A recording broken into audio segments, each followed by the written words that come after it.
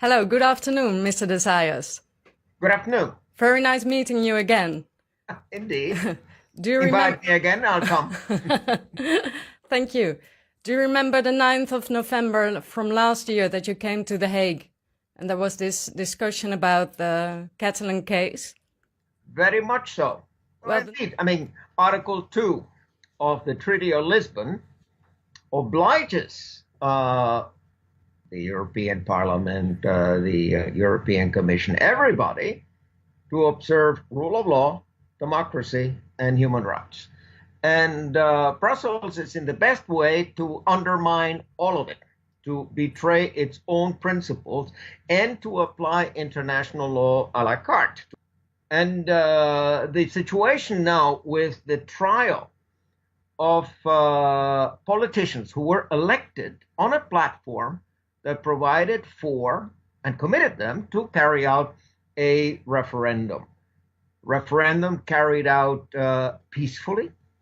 Politicians who are democratic and only use peaceful means to achieve their ends. To call these people criminals, to try them for sedition, to try them for rebellion in Europe after the European Convention on Human Rights and Fundamental Freedoms is such a massive violation that you would think they wouldn't have the chutzpah to try, but they do. And this is a matter that has to be brought to the European Court of Justice in Luxembourg, has to be brought to the European Court of Human Rights in Strasbourg, and it has to be brought to the Human Rights Committee. You know, I used to be secretary of the Human Rights Committee and chief of the Petitions Department.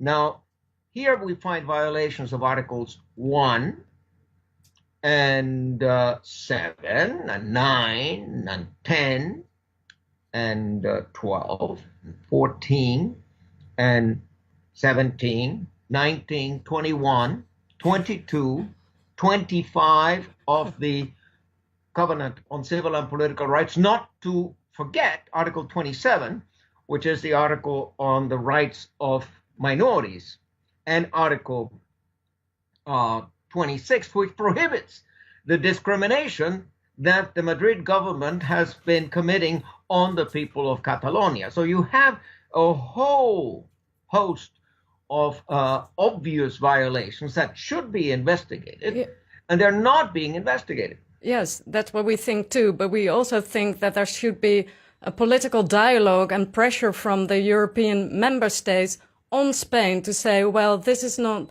how we do things in the European Union. And that's why we started the petition. And the petition, which I have signed, which is, and anyone who is listening, please sign the petition. It is important. But going back to the concept of dialogue and negotiation and mediation, I'm a Swiss citizen. And Switzerland tried mediation with Spain at the time of Mariano Rajoy, and Spain didn't want it. I mean, Spain just simply wants to do it by brute force. Yes. And that is the way they've been doing it, and by intimidation. Because if you end up spending 16 months in jail, away from your families and kids, it certainly puts a damper on your enthusiasm for self-determination and referenda, etc. You feel yourself betrayed, although clearly Article 1 of the Covenant on Civil and Political Rights, Article 1 of the Covenant on Economic, Social, and Cultural Rights imposes a proactive obligation on states to promote self-determination. And Article 1, paragraph 1 is very clear, it says all peoples have the right of self-determination. The Catalans are a people.